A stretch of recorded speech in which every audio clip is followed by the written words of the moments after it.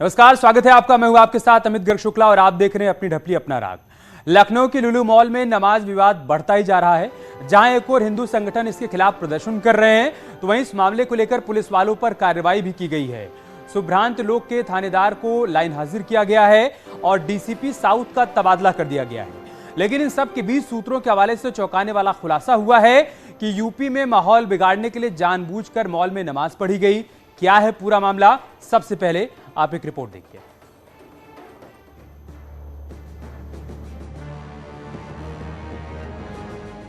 लुलु mall में नमाज की रची गई साजिश।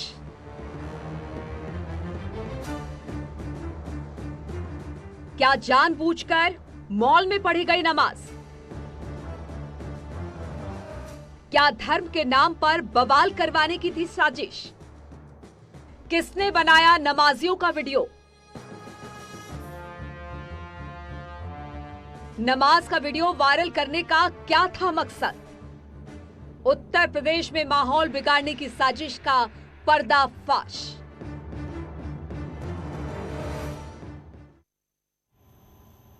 और इसी मुद्दे पर चर्चा करने के लिए हमारे साथ खास मेहमान भी जुड़ रहे हैं। अश्विनी साय हमारे साथ जुड़ चुके हैं, आप नेता हैं भारतीय जनता पार्टी के। धर्मेंद्र यादव हमारे साथ जुड़ चुके हैं, आप प्रवक्ता हैं समाजवादी पार्टी के। शुरुआत में अश्विनी साय आपसे ही करूंगा, क्योंकि आप सत्ता में हैं। किसकी तरफ से उत्तर प्रदेश का माहौल बिगाड़ने की कोशिश की जा रही है? क्या उसी कड़ी में लखनऊ की लुलु मॉल में नमाज अदा की गई? देखिए, ये स्पष्ट रूप से जो है अब धीरे धीरे उसके राज खुल रहे हैं कि ये माहौल बिगाड़ने की एक साजिश थी। क्योंकि वो लोग सीसीटीवी से ये पता चला है कि कैसे लोग आए, मोटरसाइकिल खड़ा किया, फिर आकर नमाज पढ़ना शुरू किया। क्योंकि वो कोई इबादत गाह नहीं है। सार्वजनिक स्थल पर उत्तर प्रदेश में माननीय मुख्यमंत्री जी के आदेश से कोई भी धार्मिक कार्य नहीं होंगे, न नमाज पढ़ी जाएगी, न कोई और सार्वजनिक जगहों पर कोई काम होगा। तो इन लोगों ने माहौल बिगाड़ने के लिए ही इस समय पूरे देश और प्रदेश में माहौल बिगाड़ने की एक साजिश की जा रही है। उसी के तहत ये नमाज पढ़ने का भी उपक्रम किया गया है। जगह जगह देखिए, उसके बाद भी दूसरे दिन जो लोग नमाज, शहादतगंज का अरसद एक पढ़ने चला आता है नमाज, वहां दूसरे दिन जब रोक लगाई जाती है। तो ये प्रथम कौन है इन सब के पीछे? मैं आपसे एक सीधा सा सवाल पूछ रहा हूं। ठीक है, आप ये कह रहे हैं कि माहौल बिगाड़ने की कोशिश की जा रही है, सूत्र भी इस बात की जानकारी दे रहे हैं। तो आप सत्ता में, सर शासन में है, प्रशासन आपका है, आप पता लगाइए ना कौन है जो उत्तर प्रदेश का माहौल बिगाड़ने की कोशिश कर रहे हैं। एकदम जहां भी हो रहा है, इनके खिलाफ सख्त से सख्त कार्रवाई की जा रही है। इसीलिए तो विरोधी दल के लोग बिलबिला रहे हैं कि यहाँ बुलडोजर चल रहा है, वहां पर गिरफ्तारी हो रही है। इन लोगों की भी मिली भगत है। ये लोग चाहते हैं माहौल बिगड़े। योगी शासन, इनको जो सुशासन चल रहा है वो समझ में नहीं आ रहा है। विरोधी दलों का खुला इनको प्रश्रय है और ये कोई भी कंडेम नहीं कर रहा है। किसी भी विरोधी दल के नेता ने कंडेम नहीं किया है। ये सब चीजें नहीं होनी चाहिए। सामाजिक मैं इसी पर रिएक्शन ले लेता हूं धर्मेंद्र यादव से। धर्मेंद्र यादव, मिली भगत है विपक्ष की, ये कहना है अश्विनी साय का। उनका कहना है कि तभी तो सभी ने चुप्पी साध रखी है। उत्तर प्रदेश में एक के बाद एक जो घटनाएं सामने आ रही हैं, जो मामले सामने आ रहे हैं, वो बता रहे हैं कि एक बड़ी साजिश की तरफ प्रयास किया जा रहा है और विपक्ष इस पर चुप्पी साधे हुए। यह आरोप है अश्विनी साय का।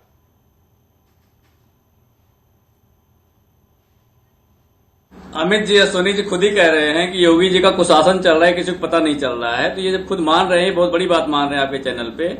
दूसरी बात यह है कि योगी जी जिस जगह पर जाएं, वहां पे सांप्रदायिकता की बात ना हो, सांप्रदायिक भावनाओं को ठेस ना पहुंचाया जाए, दो लोगों को आपस में लड़ाया ना जाए, ऐसा संभव हो ही नहीं सकता है। भारतीय जनता पार्टी का जो सांस लेता है कोई नेता, तो भी उसमें सांप्रदायिकता को भड़काने का प्रयास रहता है उसका। तो उसी के चलते आज ये स्थिति पैदा हुई है। नहीं तो मुझे बता दीजिए कि किसी इतने बड़े मॉल में इतने तामझाम से उसका इनॉग्रेशन हुआ, मुख्यमंत्री जी उसमें चले गए और उसमें भी साजिश हो जाए। मुख्यमंत्री जी जिस मॉल का उद्घाटन करें उसमें साजिश हो जाए और पूरा प्रशासन सो रहा है, प्रशासन को हवा भी नहीं लगी भाई साजिश हो रहा है। कह रहे हैं कि ये साजिश प्रशासन की मिलीभगत से हो रहा है या फिर प्रशासन करवा रहा है। आप ये कह रहे हैं कि बीजेपी के इशारे पर ये सब हुआ है? बिल्कुल करवा रहा है, बीजेपी के इशारे पर ही ये काम हो रहा है। अश्विनी साहब, एक भी बयान दिखा दीजिए धर्मेंद्र जी जिसमें आपके नेता का या आपके पार्टी के किसी का आया हो जो इसको खंडन किया हो।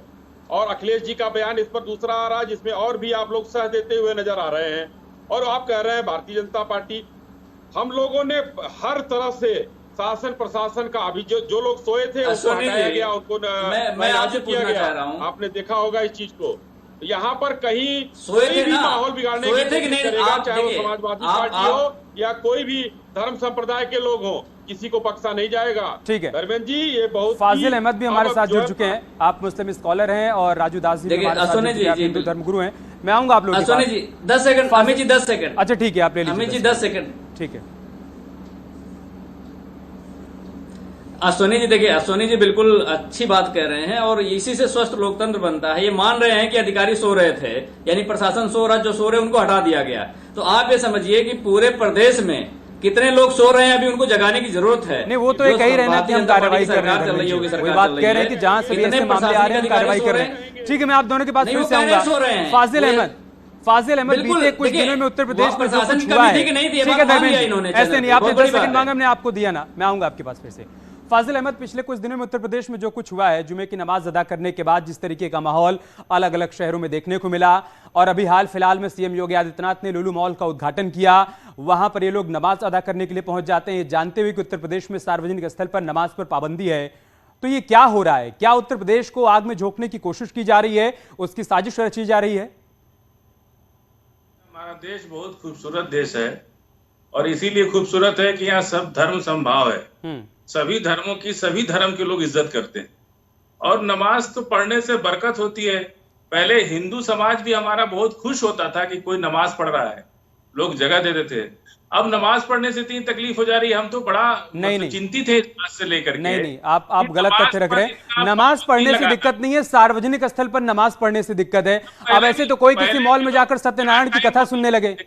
पहले भी जहां टाइम होता था नमाज लोग पढ़ लेते थे, कभी कोई दिक्कत इस देश में हुई ही नहीं किसी को। आज से थोड़ी हो रहा है, पहले भी जहां नमाज का टाइम होता था 4 आदमी इकट्ठा होते थे, वहां नमाज पढ़ लेते थे, कभी कोई दिक्कत हुई नहीं। आज तक हो रही थी फाजिल अहमद, तभी तो इस पर पाबंदी लगाई गई भाई। जगह जगह सड़क पर जाम लग जा रहा था, लोगों को दिक्कत हो रही थी, परेशानी हो रही थी। अब आप बताइए, मॉल में अगर कोई सत्यनारायण की कथा करवाने लगे वहां पर, तो आपको ये ठीक लगेगा?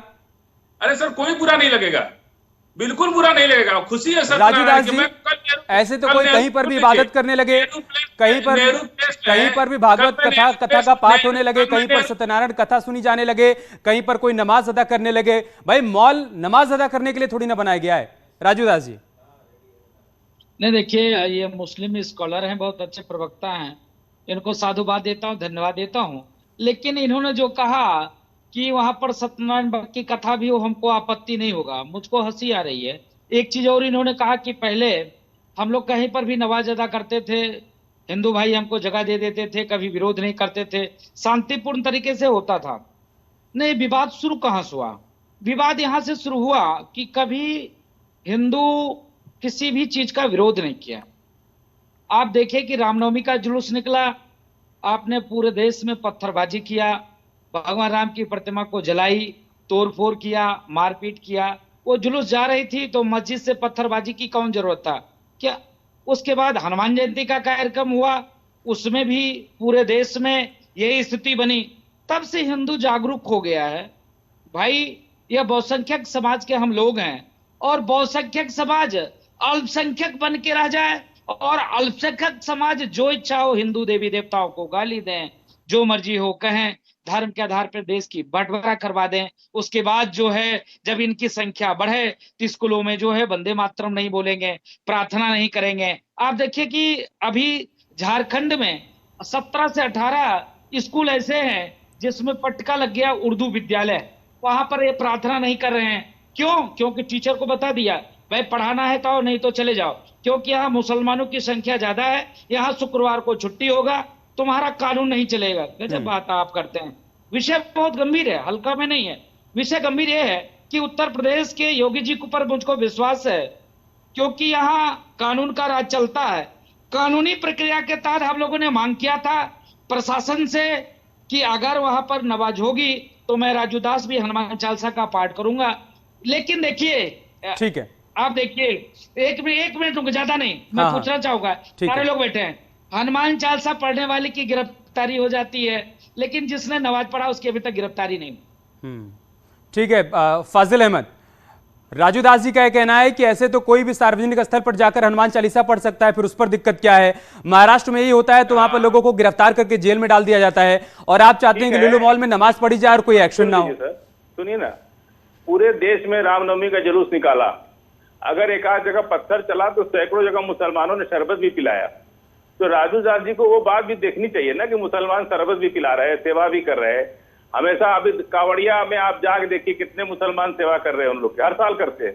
सदियों से चला आ रहा है ये हमारा देश का सिस्टम। हम एक दूसरे के त्योहारों को, पर्व को एंजॉय करते हैं, एक दूसरे के त्योहारों के पर्व को साथ रहते हैं, साथ बिताते हैं। हमारे देश की यही संस्कृति है।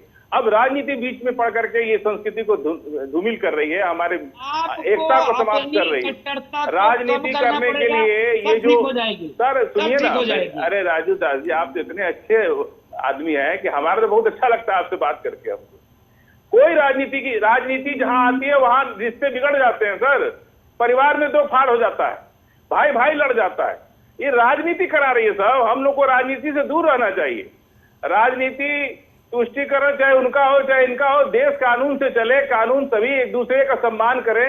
जैसे हम लोग सदियों से इस देश में रहते आए हैं वैसे ही रहे तो अच्छा है। इसके लिए प्रयास दोनों तरफ से करना होगा ना फाजिल अहमद, अश्विनी साहब। यहाँ पर फाजिल अहमद का कहना है कि देखिए पहले भी खुले में नमाज अदा की जाती थी, पहले भी सड़क पर लोग नमाज अदा करते थे, पार्क में अदा करते थे, सार्वजनिक स्थल पर अदा करते थे, कोई दिक्कत नहीं होती थी, सब मिलजुल कर रहते थे। अब क्या दिक्कत, क्या परेशानी होने लगी, ये उनका सवाल है। एक तो आपसे निवेदन है कि हमारा नाम सही करा लिया जाए, अश्विनी शाह के बजाय अश्विनी शाही है हमारा। ठीक है, हम आपका नाम दुरुस्त करवाते हैं, अब आप जवाब दीजिए। जी, दूसरा मैं ये कहना चाहता हूँ, फाजिल जी बड़े प्यार से कह रहे हैं कि पहले कोई दिक्कत नहीं थी, अब बहुत दिक्कत हो गई। तो पहले सर भी नहीं तन से जुदा होते थे, यहाँ वो कानून नहीं रहता था, लोग एक दूसरे के संप्रदाय का सम्मान करते थे। आप सम्मान न करें और हमसे सम्मान की उम्मीद रखें तो ये भी बड़ा मुश्किल है। यहाँ तो पर जब बदले की भावना से आप बदले की भावना ठीक नहीं ना सर। एक आदमी की सजा आप पूरे समाज को नहीं दे सकते ना। एक आदमी की सजा पूरे समाज को नहीं दे सकते। अरे समाज को क्या, अभी आप बता रहा हूं, सर काटने से घर नहीं चलते फाजिल जी। सर से घर जो आज स्थिति जो है, अजमेर में जो कांड हुआ था, देखिए वहां पर हिंदुओं ने एक शांति पूर्वक वो किया कि वहां पर 80% दुकानों की बिक्री बंद हो गई।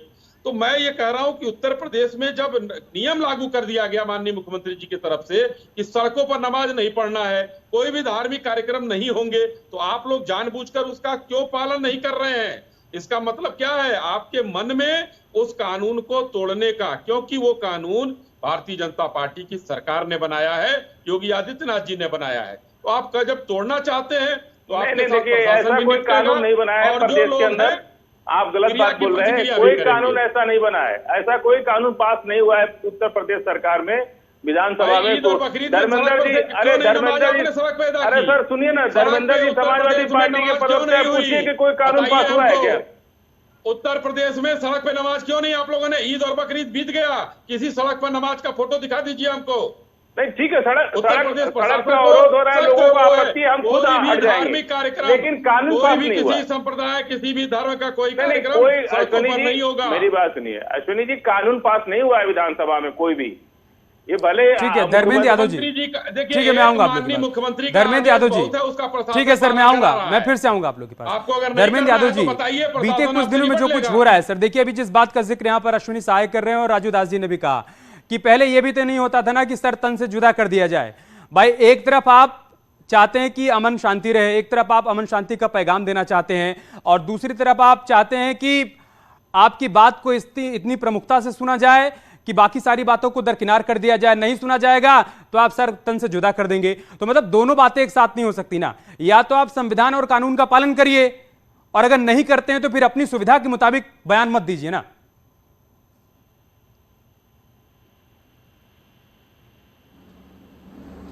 धर्मेंद्र जी,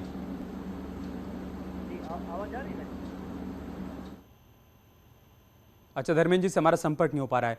राजू दास जी, जिस तरीके से बीते कुछ दिनों में घटनाएं देश के अलग अलग हिस्सों में सामने आई, चाहे उदयपुर की बात करें, हम महाराष्ट्र की बात करें, पालघर की बात करें, या फिर अभी उत्तर प्रदेश में हमने जुमे की नमाज के बाद जो कुछ देखा, कई शहरों में माहौल खराब हुआ, इसी बीच तमाम राजनेताओं के बयान भी सामने आए।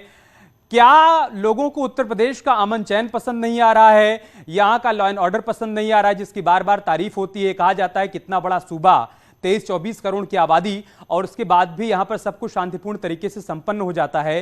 क्या कुछ लोगों को यह बात खटक रही है क्या? कट्टरपंथी मानसिकता के लोग हैं, कुछ ऐसे विचारधारा के लोग हैं जिनको कभी ये पसंद नहीं आता कि उत्तर प्रदेश शांत रहे। अभी जब योगी जी की सरकार नहीं थी, अखिलेश जी की सरकार थी, उस सरकार में मैं कोई राजनीतिक दल का प्रवक्ता नहीं हूं, संतों की तरफ से बोल रहा हूं, इतना ज्यादा दंगे हुए। हमारे फैजाबाद शहर में 130 दुकानें जली, कितने लोगों को मकानें जली, सपा सरकार में कितने लोग जेल गए, क्या क्या नहीं हुआ। इस सरकार में ऐसा क्यों नहीं हो रहा है? इस सरकार में इन लोगों ने 2-3 मामले को आगे बढ़ाया। एक सीए एनआरसी पे इन लोगों ने कोशिश किया था, लेकिन यहाँ के प्रशासन सख्ती से उसको निपटाया, सबकी मकान नीलाम किया, घर को गिराया। दूसरा, इन लोगों ने पुनः नुपुर शर्मा के मामले में जिस प्रकार से 4-5 जगह ये लोग रोड पे आए और पुलिस वाले को मारा, थाना पुलिस चौकी को फूका। अब बताइए, हम सामान्य आदमी हैं तो हम कहां बच पाएंगे? जिसके पास AK-47 हो उसको इनके बच्चों ने पत्थरों से हमला किया, पेट्रोल बम से हमला किया, बम से हमला किया, गोली से हमला किया। आप समझ जाइए, एक तरफ तो मेरे भाई ये कहते हैं कि पता नहीं कुछ दिनों से क्या हो गया है कि हिंदू क्यों हम लोग को देखकर उग्र हो जाता है। अरे भाई, ताली दोनों हाथ से बजती है मेरे भाई। हमने तो अपना विशाल हृदय आपको दिखाया। अयोध्या जैसे नगरी में आप बताए कि राजदास जी आप बोलते हो तो अच्छा लगता है, लेकिन आप ऐसे विरोध करते हो। भाई, ये धर्म नगरी अयोध्या है। मैं पूछना चाहता हूँ, क्या मक्का में मंदिर बन सकता है? नहीं बन सकता है। क्यों नहीं बन सकता है? क्योंकि वहां खाली मुसलमान है, हिंदू एक भी नहीं है। आपके इतना उदार भाव आपके अंदर है ही नहीं कि वहां पे हम मंदिर बनवा दे। लेकिन अयोध्या जैसे नगरी में 17 मस्जिद है और 17 मस्जिदों में से 4-5 मस्जिद है जहां पर 2-4-5 घर मुसलमान है। मैं अयोध्या की बात कर रहा हूँ, फैजाबाद शहर की बात नहीं कर रहा हूँ। और यहाँ पर लमसम, सुनिए तो, लमसम मंदिर है, कोई अन्य मुसलमानों का घर नहीं है। 5 वक्त की नमाज होती है, कभी कोई विरोध होता है क्या? कभी नहीं। ठीक है, इबादत करिए, आप इबादत करिए, आप जाइए मस्जिद में नमाज अदा करिए। हिंदू धर्म के लोग जाकर धार्मिक स्थलों पर पूजा पाठ करें कि किसी को दिक्कत, कोई परेशानी नहीं है। लेकिन सार्वजनिक स्थलों पर अगर मनाही है तो फिर उसको मानना होगा। फाजिल अहमद ये बात कर रहे हैं राजू दास जी। हमारे घर के सामने, हमारे गांव में, हमारे घर के सामने काली माँ का चौरा है, मतलब मेरे सहन में है, मेरे प्रांगण में है, और हम सब मिलके उसको सेलिब्रेट करते हैं। जब भी वहाँ कोई कार्यक्रम होता है हम सब एक दूसरे के साथ करते हैं। हम उस संस्कृति से आए हैं और देश की यही संस्कृति है। ये राजू दास जी भले राजनीति से प्रेरित होकर के चाहे कुछ भी बात बोले, आज भी हिंदू हमसे प्यार करता है। किसी के आज भी मैं बता रहा हूँ, एक हफ्ता पहले हम लोगों ने मंदिर के प्रांगण में नमाज पढ़ी है। और आपको एक हफ्ता पहले मैं कह रहा हूँ कि मैंने मंदिर के प्रांगण में नमाज पढ़ी है और पुजारियों ने कहा है कि आप लोग यही पढ़ लीजिए। आप क्या ऐसे नहीं? आज भी हिंदुस्तान में हिंदू मुसलमान एक साथ रह रहे। साधुवाद है, लेकिन आज भी हिंदू मुसलमान एक साथ रह रहे पड़ेगा। नुपुर शर्मा के मामले में, जम्मू कश्मीर के मामले में, राम जन्मभूमि के मामले में आप लोग आगे नहीं आए। उदयपुर कन्हैया बिल्कुल आगे आए। सारे देश के मुसलमानों ने, हमारे सारे आलिमों ने कंडेम किया है। लोगों ने प्रेस कॉन्फ्रेंस किए, बरेलवी शरीफ से फतवा जारी हुआ, हर चीज को लोगों ने गलत कहा। किसने कंडेम किया? अरे उदयपुर की घटना को कंडेम किसने किया? फाजिल भाई जरा बताइए तो, एक नाम गिनवाइए भाई, पूरे देश एक नाम गिनवाइए जरा। हमारे उलमा कहीं कोई आप सड़क पर आए, कहीं आपको जानकारी नहीं है। बिल्कुल पब्लिक डोमेन पा के लोगों ने प्रेस कॉन्फ्रेंस की है और कहा है कि गैर इस्लामिक नारे लगाए हैं। दुनिया ने देखा है कि किस तरीके से जो है कितना आबादी 20-35 करोड़ मुसलमान लगाए हैं, और अगर नारा 500 लोगों ने लगा दिया तो आप 35 करोड़ को सजा नहीं दे सकते उसके लिए। अरे भाई, आप ये बताइए चिश्तियों ने क्या नारा लगाया उसके बाद? मैं क्लोजिंग कमेंट धर्मेंद्र यादव से लूंगा। धर्मेंद्र यादव, यहाँ पर जो बात अश्विनी जी की तरफ से आ रही है, महंत राजू दास की तरफ से आ रही है कि देखिए दोनों बातें एक साथ नहीं हो सकती है। एक तरफ नुपुर शर्मा का समर्थन करने पर कन्हैया कुमार का गला काट दिया जाता है, और दूसरी तरफ आप ये चाहते हैं कि हिंदू मुस्लिम भाई भाई कहा जाए, सार्वजनिक स्थलों पर नमाज अदा करने दी जाए, मॉल में नमाज अदा करने दी जाए। इन सब बातों की छूट अगर आप चाहते हैं तो उस तरीके से दोनों तरफ से कदम आगे बढ़ाना होगा ना। मतलब राजू दास जी तो सीधे तौर पर ये कह रहे हैं कि ताली दोनों हाथ से बजती है ना भाई।